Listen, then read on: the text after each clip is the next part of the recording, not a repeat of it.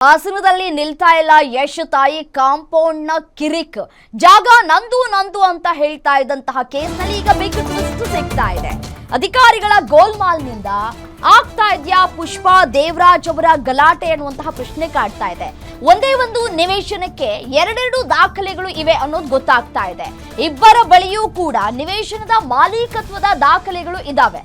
ಅಧಿಕಾರಿಗಳ ಎಡವಟ್ಟಿನಿಂದಲೇ ಶುರುವಾಗಿದೆ ಇದೀಗ ಸೈಟ್ನ ಕಿತ್ತಾಟ ಅನ್ನುವಂತಹ ಮಾಹಿತಿ ಸಿಗ್ತಾ ಇದೆ. ಸೊ ಹಾಗಾಗಿ ಪದೇ ಪದೇ ಗಲಾಟೆಗಳು ಮುಂದುವರಿತಾ ಇದೆ. ಒಂದೇ ಒಂದು ಸೈಟು, ಆ ಸೈಟ್ಗೆ ಎರಡೆರಡು ಖಾತೆ ಮತ್ತೆ ಈ ಸ್ವತ್ತು ಹೇಗೆ ಮಾಡಿಕೊಡ್ಲಾಯ್ತು, ಹೇಗೆ ಸಾಧ್ಯ ಆಯ್ತು, ಅಧಿಕಾರಿಗಳು ಏನ್ ಮಾಡ್ತಾ ಇದ್ರು, ಪರಿಶೀಲನೆ ಮಾಡದೆ ಈ ರೀತಿಯಾಗಿ ಸೇಲ್ ಮಾಡಿದ್ರ ಅನ್ನುವಂತಹ ಪ್ರಶ್ನೆಗಳು ಕಾಡ್ತಾ ಇದೆ. ಖಾತೆ ಹೇಗೆ ಮಾಡಿಕೊಟ್ರು, ಖಾತೆ ಮಾಡ್ದೇನೆ ರಿಜಿಸ್ಟ್ರೇಷನ್ ಆಗಲ್ವಲ್ಲ, ಇದೆಲ್ಲವೂ ಹೇಗೆ ಸಾಧ್ಯ ಆಯ್ತು ಅನ್ನುವಂತಹ ಪ್ರಶ್ನೆ ಕಾಡ್ತಾ ಇದೆ. ಪುಷ್ಪಾ ಅವರು ಹೇಳ್ತಾ ಇದ್ದಾರೆ 1982ರಿಂದಲೂ ಕೂಡ ನಂಬಳಿ ದಾಖಲೆಗಳು ಇದ್ದಾವೆ ಅಂತ ಹೇಳಿ. ದಾಖಲೆಗಳು ಇದ್ದಂತಹ ಸಂದರ್ಭದಲ್ಲಿ ಹೇಗೆ ಇದು ಖಾತೆ ಬದಲಾವಣೆಗಳಾಯ್ತು, ಖಾತೆ ಹೇಗೆ ಮಾಡಿಕೊಟ್ರು ಅನ್ನುವಂತಹ ಪ್ರಶ್ನೆ ಕಾಡ್ತಾ ಇದೆ. ಒಂದೇ ನಿವೇಶನ ಎರಡೆರಡು ಜನರಿಗೆ ಖಾತೆ ಈ ಸ್ವತ್ತನ್ನ ಮಾಡಿಕೊಟ್ಟಿದ್ದಾರೆ. ಸೈಟ್ ನಮ್ದೇ ಅಂತ ಹೇಳಿ ಇದೀಗ ಇಬ್ರು ಕೂಡ ಬೀದಿ ರಂಪಾಟವನ್ನ ಮಾಡ್ಕೊಳ್ತಾ ಇದ್ದಾರೆ. ಪುಷ್ಪಾ ಅವರು ನನ್ನ ಹತ್ರ ದಾಖಲೆ ಇದೆ ಅಂತ ಹೇಳ್ತಾ ಇದ್ದಾರೆ. ನೋಡಿ, ದೃಶ್ಯಾವಳಿಗಳಲ್ಲಿ ಗಮನಿಸ್ತಾ ಇದ್ದೀರಿ, ಅವರ ದಾಖಲೆಗಳನ್ನ ಅವರು ಪ್ರೊಡ್ಯೂಸ್ ಮಾಡಿದ್ದಾರೆ. ನನ್ನ ಹತ್ರ ಯಾವಾಗಿನಿಂದ ದಾಖಲೆ ಇದೆ ಅಂತ ಹೇಳಿ. ಹಾಗಾಗಿ ಮತ್ತೆ ಅವ್ರು ಕಾಂಪೌಂಡ್ ಕಟ್ಟೋದಕ್ಕೆ ಅಂತ ಹೇಳಿ ಮುಂದಾಗ್ತಾ ಇದ್ದಾರೆ.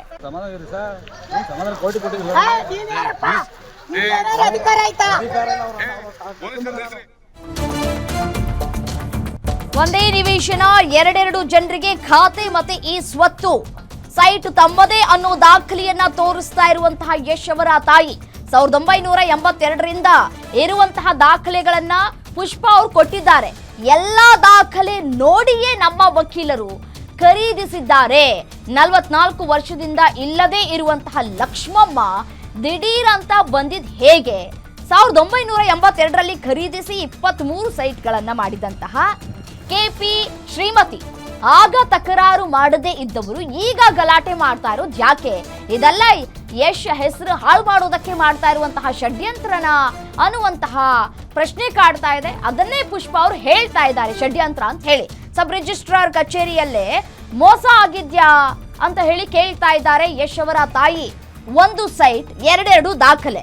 ಹಾಸನ ಮಹಾನಗರ ಪಾಲಿಕೆ ವ್ಯಾಪ್ತಿಯ ವಿದ್ಯಾನಗರದಲ್ಲಿ ಇರುವಂತಹ ಸೈಟ್ 29/1/2020ರಲ್ಲಿ ಈ 60/40 ಅಳತೆಯ ನಿವೇಶನ ಖರೀದಿಸಿ ಕಾಂಪೌಂಡ್ ಅನ್ನ ಹಾಕೊಂಡಿದ್ರು ಪುಷ್ಪಾ ಅವರು. 1982ರಲ್ಲಿ ಚಿಕ್ಕೇಗೌಡ ಸನ್ ಆಫ್ ತಿಮ್ಮೇಗೌಡರಿಂದ ಸೈಟ್ ಖರೀದಿ ಮಾಡಿದಂತಹ ಗಿರೀಶ್ ಮಹಾಲಿಂಗಪ್ಪ, 2007ರಲ್ಲಿ ಸೈಟ್ ಖರೀದಿ ಮಾಡಿರುವಂತಹ ಗಿರೀಶ್ ಮಹಾಲಿಂಗಪ್ಪ, ಗಿರೀಶ್ರಿಂದ 2020ರಲ್ಲಿ ಸೈಟ್ ಖರೀದಿ ಮಾಡಿದ್ದಾರೆ ಯಶ್ ಅವರ ತಾಯಿ ಪುಷ್ಪಾ ಅವರು. ಇಬ್ಬರ ಹೆಸರಿನ ಮೂಲಕ ಮೂರನೇ ಮಾಲೀಕರಾಗಿ ಸೈಟ್ ಪಡೆದುಕೊಂಡಿರುವಂತಹ ಪುಷ್ಪಾ, ಆದ್ರೆ ಇದೇ ಸೈಟ್ ತಮಗೆ ಸೇರಿದ್ದು ಅಂತ ಹೇಳಿ ಜಿಪಿಎ ಹೋಲ್ಡರ್ ದೇವರಾಜ್ ಅವರು ವಾದ ಮಾಡ್ತಾ ಇದ್ದಾರೆ. ಮತ್ತೆ ಕಾಂಪೌಂಡ್ ಅನ್ನ ಉರುಳಿಸುವಂತಹ ಕೆಲಸವನ್ನು ಕೂಡ ಮಾಡ್ತಾ ಇದ್ದಾರೆ. 2020ರಲ್ಲಿ ಲಕ್ಷ್ಮಮ್ಮ ಅವರಿಂದ ಈ ಜಿಪಿಎ ಪಡೆದುಕೊಂಡಿರುವಂತಹ ದೇವರಾಜ್ ಅವರು 2023ರಲ್ಲಿ ಪುಷ್ಪಾ ಹಾಗೂ ನಟರಾಜ್ ವಿರುದ್ಧ ಕೇಸ್ ದಾಖಲಾಗಿದೆ. ಹಾಸನ ಕೋರ್ಟ್ನಲ್ಲಿ ದಾವೆಯನ್ನ ಕೂಡ ಹೂಡಲಾಗಿದೆ. ದಾವೆ ನಡೆಯುವ ಮುಂಚೆ 3 ವರ್ಷದಿಂದಲೂ ಕೂಡ ನಿವೇಶನದ ಸ್ವಾಧೀನ ಹೊಂದ್ಕೊಂಡಿದ್ದಾರೆ ಪುಷ್ಪಾ ಅವರು ಅನ್ನೋದು ಗೊತ್ತಾಗ್ತಾ ಇದೆ. ಇಲ್ಲಿ ಏನೋ ಗೋಲ್ಮಾಲ್ ಆಗಿದೆ ಅನ್ನೋದು ಮೇಲ್ನೋಟಕ್ಕೆ ಸಿಗ್ತಾ ಇರುವಂತಹ ಮಾಹಿತಿ. 2026ರ ಜನವರಿ 4ರಂದು ಪುಷ್ಪಾ ನಿರ್ಮಾಣ ಮಾಡಿದಂತಹ ಕಾಂಪೌಂಡ್ ಅನ್ನ ದೇವರಾಜ್ ಅವರು ತೆರವು ಮಾಡಿದ್ದಾರೆ. ಸಿವಿಲ್ ಕೇಸ್ನಲ್ಲಿ ಕೋರ್ಟ್ಗೆ ಹಾಜರಾಗದ ಪುಷ್ಪಾ ಹಾಗೂ ನಟರಾಜ್ ಕೋರ್ಟ್ಗೆ ಹಾಜರಾಗದ ಹಿನ್ನೆಲೆಯಲ್ಲಿ ಏಕಪಕ್ಷೀಯ ತೀರ್ಪನ್ನ ಕೊಟ್ಟಿದೆ ಕೋರ್ಟ್ ಅನ್ನೋದು ಗೊತ್ತಾಗ್ತಾ ಇದೆ.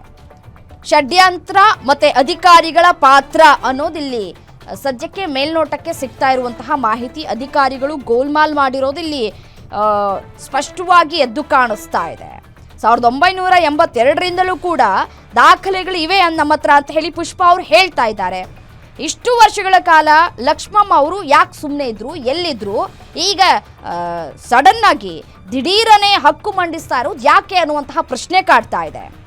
ಇದು ಕೇವಲ ಜಾಗದ ವಿವಾದನೋ ಅಥವಾ ಈ ಯಶ್ ಅವರ ಹೆಸರನ್ನ ಕೆಡಿಸ್ಬೇಕು, ಅವರ ಹೆಸರಿಗೆ ಮಸಿ ಬಳಿಬೇಕು ಅನ್ನುವಂತಹ ನಡೀತಾ ಇರುವಂತಹ ಹುನ್ನಾರವೋ ಗೊತ್ತಾಗ್ತಾ ಇಲ್ಲ. ಉದ್ದೇಶಪೂರ್ವಕವಾಗಿ ಷಡ್ಯಂತ್ರವನ್ನ ಮಾಡಿದ್ದಾರಾ ಅನ್ನುವಂತಹ ಪ್ರಶ್ನೆ ಕಾಡ್ತಾ ಇದೆ. ಪುಷ್ಪಾ ಅವರು ಈ ಬಗ್ಗೆ ಗಂಭೀರವಾಗಿ ಆರೋಪವನ್ನ ಕೂಡ ಮಾಡ್ತಾ ಇದ್ದಾರೆ.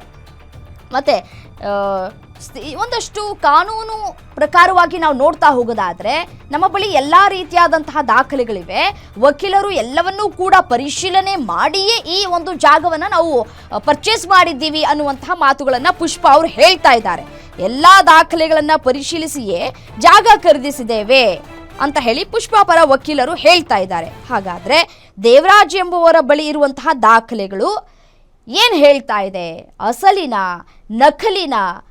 ನಕಲಿ ಆದರೆ ಕೋರ್ಟ್ ಮುಖಾಂತರ ಹೇಗೆ ಅವರು ಪರ್ಮಿಷನ್ ಅನ್ನ ತೆಗೆದುಕೊಂಡ್ರು ಅನ್ನುವಂತಹ ಪ್ರಶ್ನೆ. ಹಾಗಾದ್ರೆ ಸ್ಥಳದಲ್ಲಿ ಗಲಾಟೆ ಈಗೇನಾಗ್ತಾ ಇದೆ, ಇದು ಬಗೆಹರಿಯೋದು ಯಾವಾಗ? ದಾಖಲೆಗಳ ಸಮರಕ್ಕೆ ತಾರ್ಕಿಕ ಅಂತ್ಯ ಹಾಡೋದಕ್ಕೆ ಜಿಲ್ಲಾಡಳಿತ ಅಥವಾ ನಗರಸಭೆ ಅಧಿಕಾರಿಗಳು ಯಾವ ರೀತಿಯಾದಂತಹ ಕ್ರಮವನ್ನ ಮುಂದಿನ ದಿನಗಳಲ್ಲಿ ಕೈಗೊಳ್ತಾರೆ ಅನ್ನೋದು ಈಗಿರುವಂತಹ ಪ್ರಶ್ನೆ. ಒಂದು ಸೈಟನ್ನ ಹೇಗೆ ಇವರು ಇಬ್ಬಿಬ್ರು ಹೆಸರಿಗೆ ದಾಖಲೆ ಮಾಡಿಕೊಟ್ರು, ಎರಡೆರಡು ದಾಖಲೆ ಸೃಷ್ಟಿ ಮಾಡಿರೋದು ಹೇಗೆ ಸಾಧ್ಯ ಆಯಿತು? ಇದು ಲಕ್ಷ್ಮಮ್ಮ ಅವರು ಇಷ್ಟೂ ವರ್ಷಗಳ ಕಾಲ ಸೈಲೆಂಟ್ ಆಗಿದ್ಬಿಟ್ಟು ಈಗ ದಿಢೀರ್ ಅಂತ ಯಾಕೆ ಬಂದರು? ಕಾಂಪೌಂಡ್ ಹಾಕಿದ ನಂತರ ಅವ್ರಿಗೆ ಜಾಗ ನೆನಪಾಗೋಯ್ತಾ? ಈಗ ಸಾಮಾನ್ಯವಾಗಿ ಸೈಟನ್ನು ಖರೀದಿ ಮಾಡಿದಂತಹ ಸಂದರ್ಭದಲ್ಲಿ ಆ ಜಾಗದಲ್ಲಿ ನಾವೇನೋ ಮಾಡೋದಕ್ಕೆ ಸಾಧ್ಯ ಆಗದೇ ಇದ್ದಾಗ ಅಥವಾ ಆ ಜಾಗ ಹಾಗೇ ಇರಲಿ ಅಂತ ನಾವು ಹಾಗೇ ಬಿಟ್ಕೊಳ್ಳುವಂತಹ ಸಂದರ್ಭದಲ್ಲಿ ಈ ಕಾಂಪೌಂಡ್ ನಿರ್ಮಾಣವನ್ನು ಮಾಡ್ಕೊಳ್ತಾರೆ. ಏನು ಇದೇ ವಿಚಾರಕ್ಕೆ ಸಂಬಂಧಪಟ್ಟಂತೆ ಮತ್ತಷ್ಟು ಡೀಟೇಲ್ಸ್ ಕೊಡ್ತಾ ಹೋಗ್ತಾರೆ ಚೇತನ್, ನಮ್ಮ ಪ್ರತಿನಿಧಿ ನೇರ ಸಂಪರ್ಕದಲ್ಲಿ ಜಾಯಿನ್ ಆಗಿದ್ದಾರೆ. ಚೇತನ್, 1982ರಿಂದಲೂ ಕೂಡ ಪುಷ್ಪಾ ಅವರ ಬಳಿ ದಾಖಲೆ ಇದೆ. ಲಕ್ಷ್ಮಮ್ಮ ಅವರು ಇಲ್ಲಿ ತನಕ ಸುಮ್ಮನೆ ಇದ್ಬಿಟ್ಟು ಈಗ ಯಾಕೆ ಬರ್ತಾ ಇದ್ದಾರೆ, ಈಗ ಯಾಕೆ ಪ್ರಶ್ನೆ ಮಾಡ್ತಾ ಇದ್ದಾರೆ? ಇಷ್ಟು ದಿನಗಳ ಕಾಲ ಕಣ್ಮುಚ್ಕೊಂಡಿದ್ರ, ಏನು ಗೊತ್ತಿರ್ಲಿಲ್ವಾ ಅಂತ? ಎಸ್ ರಮ್ಯಾ, ಏನು ಹಾಸನ ನಗರದಲ್ಲಿರ್ತಕ್ಕಂಥ ವಿವೇಕಾನಂದ ರಸ್ತೆ ಏನಿದೆ, ಅಂದ್ರೆ ವಿದ್ಯಾನಗರದಲ್ಲಿರ್ತಕ್ಕಂಥ ನಿವೇಶನ ಏನಿದೆ, ಅದರ ಜಟಾಪಟಿ ಯಾಕೋ ಮುಗಿಯುವಂಗೆ ಕಾಣ್ತಿಲ್ಲ.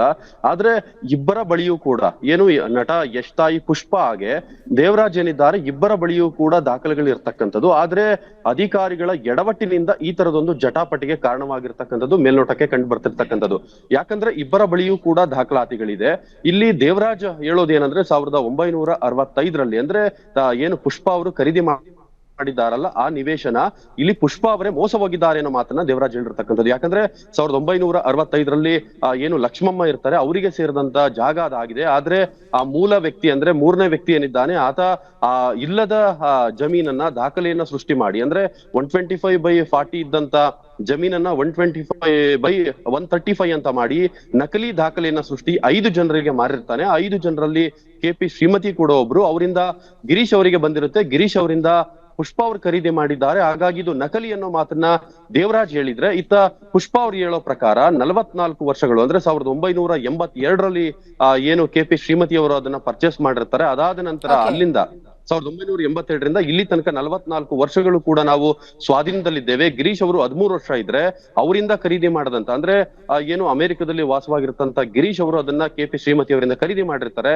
ಅಲ್ಲಿಂದ ನಾನು ಅದನ್ನ ಪರ್ಚೇಸ್ ಮಾಡಿದ್ದೀನಿ. ನಾನು ಕೂಡ 6 ವರ್ಷ ಸ್ವಾಧೀನದಲ್ಲಿದ್ದೇನೆ. ಜೊತೆಗೆ ಅದಕ್ಕೆ ಸಂಬಂಧಿಸಿದಂತೆ ದಾಖಲೆಗಳು ನನ್ನ ಹತ್ರ ಇದೆ. ಜೊತೆಗೆ ಕಂದಾಯವನ್ನು ಕೂಡ ನಾನು ಮಾಹಿತಿಗಾಗಿ ಚೇತನ್.